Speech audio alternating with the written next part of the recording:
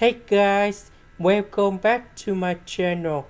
So today I want to talk about Gini index. So now I will show you how to answer. So we put this one goal here.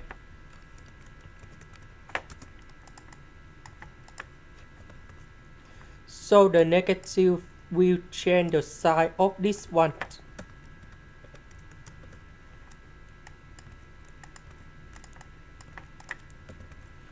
So the square root that is about 1 over 2. And now we have the final answer. The integration of x that is about x squared over number 2.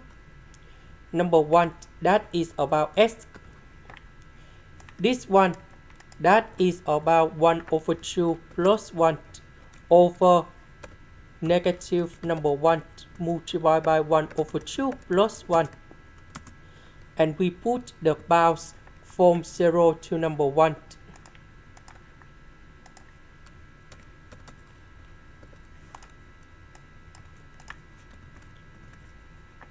So I will put number 1 cone here.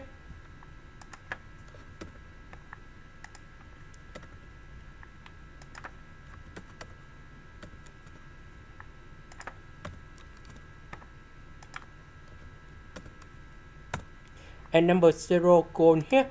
So we calculate this one and we got 1 over 3.